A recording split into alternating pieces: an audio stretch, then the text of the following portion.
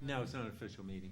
We can if you wish. No, whatever You you could want. say just because you wanted to, but sure. Thank you, sir. So, before you begin, so that it is clear to the legislature and to everyone, the difference, and to Ms.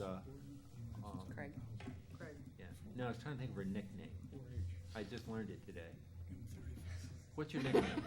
Apparently you didn't learn it. But, yeah, I forget. But in any event, the thing that distinguishes this from a public hearing is the opportunity to have an exchange. I mean, that was the whole idea. Not many people clearly were interested in exchanging with us. But the process will be that the speaker, in this case Doug, will speak and hopefully keep it to about 3 to 5 minutes as we normally would. And then we have the opportunity, if anyone has if he has questions of us or we have questions of him, have the opportunity to kind of explore whatever issues might arise, so that there's some give and take and exchange, so that we better understand the positions, and he and all the other people here better understand the challenges that we face. So, Doug, thank you. Thank you, Keith, and good evening. Thank you, members of the legislature. I thank you for this opportunity to speak.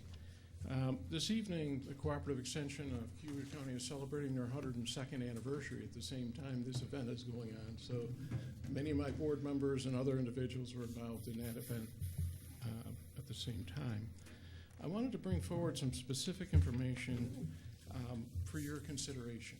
And I understand that this is an extremely challenging budget process. I'm fully aware of that. Cornell Cooperative Extension in Cayuga County spends no county appropriation dollars on anything other than staff salaries. And our current level of support covers 71.75% of our salaries.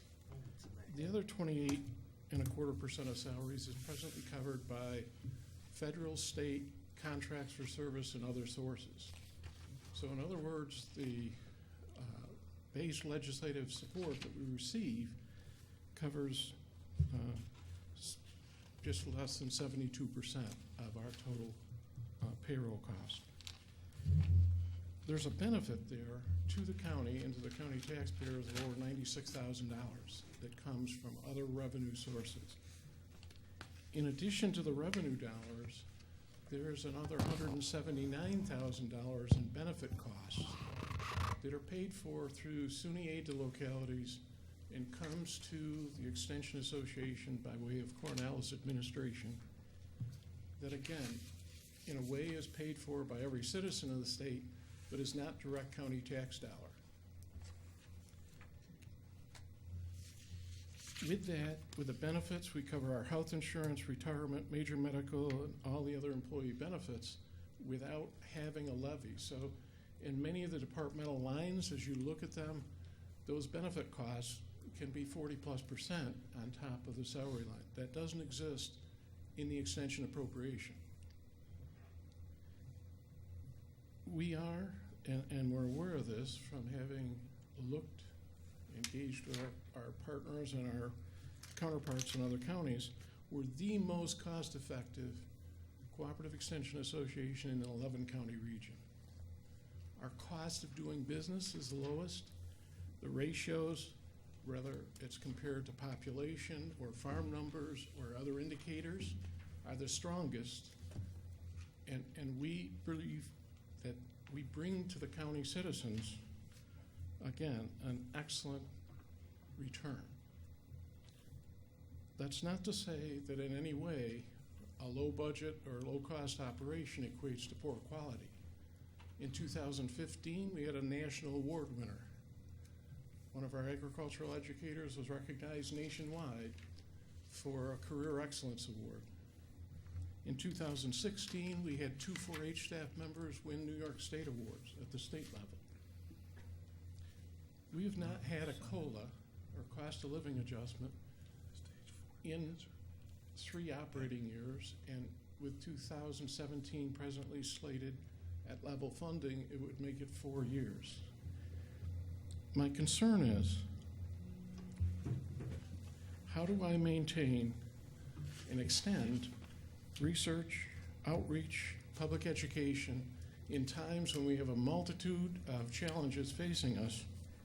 What I don't want to have happen is to begin to lose a talented staff that I have because I can't compensate or haven't been able to adjust their compensation over a 4-year window. I fully understand that we're a non-mandated service, and the county, between tax caps at the state level, the desire to maintain fund balance reserves, you're faced with very difficult, challenging decisions to make. I understand that it's never easy. Many of our surrounding counties have looked at that 60% salary, 40% benefit share, and see that as an effective way to extend public education, extend applied research. Those dollars, if a COLA were to be granted, would go directly to salary compensation, to nothing else. We fund all of our operating expenses beyond that, and would thus expand and maintain our current level of programming and allow us to partner on some extremely important issues coming forward. So I request your thoughtful consideration. The 3% is what we're asking for after a 4-year period, not 3% a year, 3% after 4 years. About 1/3 per year. Again, a very, very conservative number, not an extensive number whatsoever.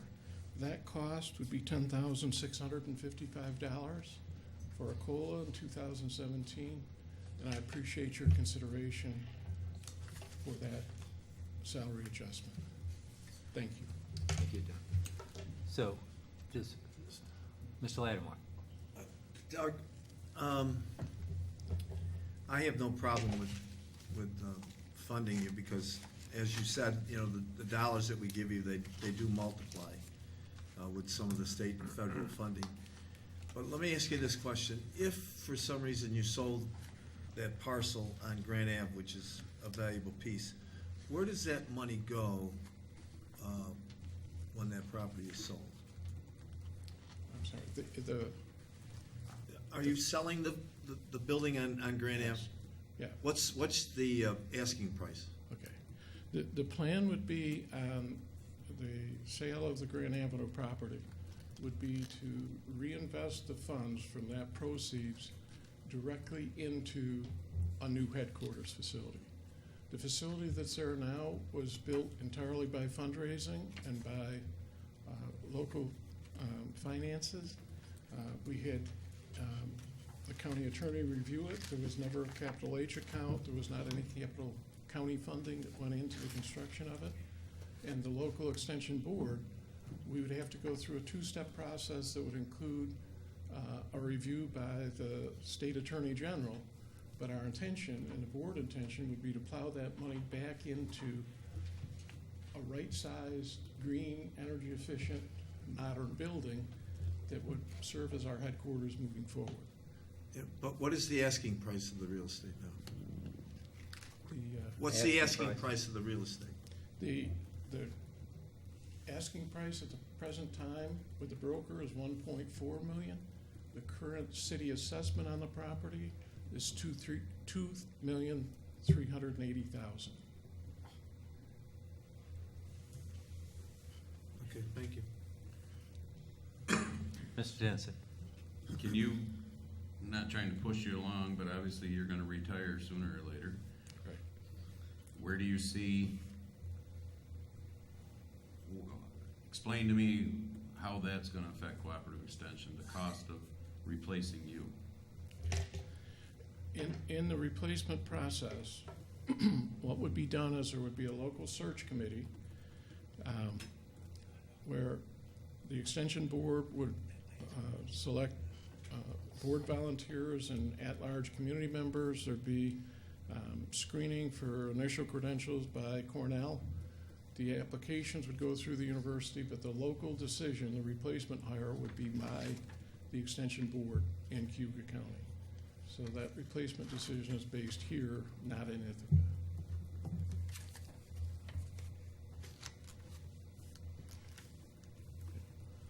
Are there other questions? Could I ask a question about just kind of some options? So I understand your point having to do with the being concerned about losing people because of salary. And I think you understand our concern about adding cost moving forward. So there's no way to increase someone's salary without adding cost in perpetuity, without layoffs. What would you think of in effect a one-time payment, a one-time bonus to recognize then the work of the people? I mean, you would use the money whatever, but with the understanding would be that a one-time payment, a one-time bonus to recognize the work of the people in cooperative extension, but without committing us to a yearly increase in the cost for the 3%. The challenge would be for that, and I can understand entirely that it would not be increasing the base appropriation. It would be sustaining that so that it wasn't a one-year adjustment in compensation. So given that we're generating that other 28% of salaries, we would need to generate that 28% in, say, 2018, plus the $10,000 additionally. So that would be the challenge before the organization moving forward. So a one-time adjustment would be announced and distributed among the staff for a direct compensation adjustment. Then the board would have that challenge moving forward of raising that 28% match plus the additional $10,000. Yeah, that's, I don't think you understood my question, or maybe I don't understand the answer, but my question is your reaction to the idea of a one-time bonus. It would not go on base. With the expectation of this body, the board, and the staff would be that you get a bonus, a 3% bonus for 1 year, and next year it's gone. So is that something that you would entertain, or is it just not workable for whatever reason? Yeah. So what I would do with that is share it entirely with the board so that it was a one-time awareness, that it was a one-time compensation adjustment, and it was not a commitment to an ongoing base appropriation adjustment, in other words. Yeah. So is that something we should talk about, or is it just not workable? It's not possible. It's Yeah, not. I would good? definitely think it would be something that we could share. With both the board and the executive committee, with their awareness and support moving forward, so that the executive committee, in conjunction with our 2 legislative reps, could make that decision. Okay. Okay. Thank you. Ms. Dennis? One more question. On the 28% that's basically funded from Cornell, has there been any increase from them recently? So in that 28%, we continuously look for grants, contracts, and other opportunities. So this one-time adjustment would not change that at all. We would continue to look for other opportunities to expand funding, either by contracts for service from the state side, from the federal side, or whatever source funds that we could identify. But I guess my question was, Cornell hasn't put anything extra in to cooperative extension then, really? We have federal formula funds, we have state formula funds, but both of those funding streams are tied off of our appropriation. So the other part of Keith's question, which would be key, is to identify to Cornell that the one-time salary adjustment was not an appropriation adjustment permanently moving forward. So in other words, their match formula would stay off the same base amount. So it wouldn't leverage additional state funds, but it would be recognized as a one-time fund. So what our local board strategy on that would be, I believe, would be to expand contracts and expand other fee-for-service generating opportunities. But may I ask a follow-up question that I just thought of? Yeah, because that's a good point. It reminds me of something that we need to be very clear on. And it works this way, is that the community college, the way the community college is funded and set up is any increase in the operating contribution, the establishes a new basis on which the state aid and other things is based. And you cannot then reduce that in subsequent years, or it creates a decrease in other funding. That would not be the case for you, though. Yeah. So, okay, And because in that's fact, a if we really looked at critical. 2013, Fine. they dealt with that. So. Mr. Latimer? Doug, I think that because of the ag nature of our county, I think that, your services and the fact that we have the different fairs that end up going to the state fair with the children, I think it's a great investment. I think that we need to keep it well and healthy.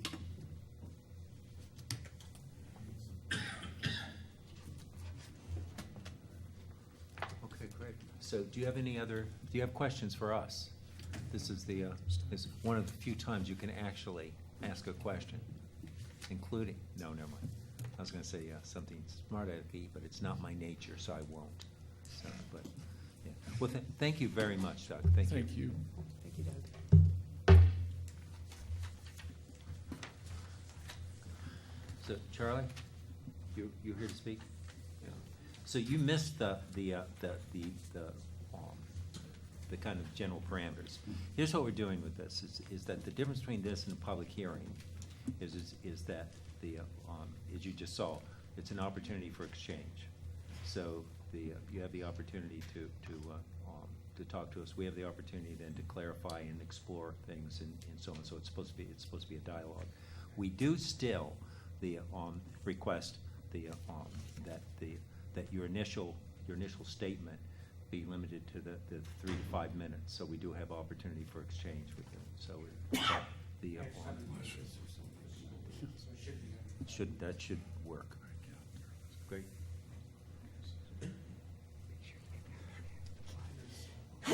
Thank you.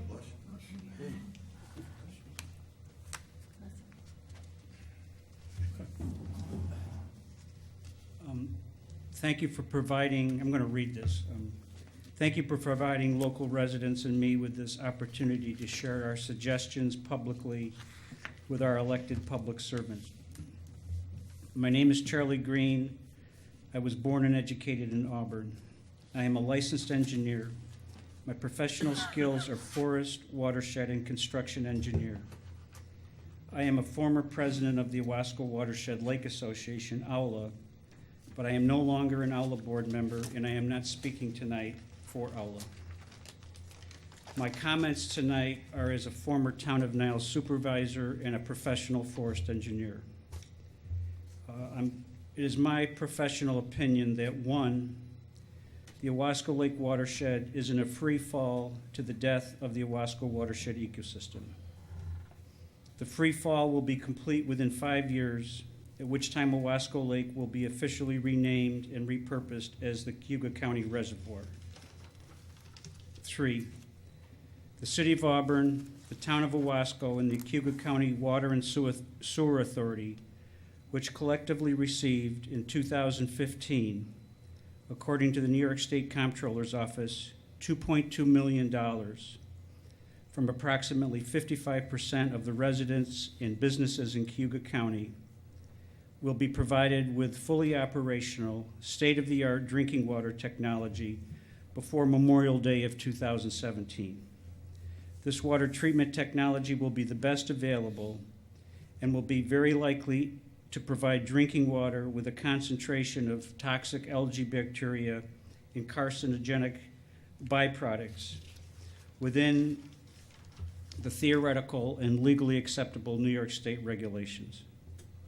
4, because more than 50% of the Owasco Lake water samples, which were analyzed by New York State approved labs, indicated cyanotoxin and chlorophyll A concentrations as much as 40 times and 2,000 times, respectively, above the New York State DEC recommended concentrations for human recreation and for potable water sources. The New York State Department of Health should have, as of August 15th, A, vastly increased funding for a much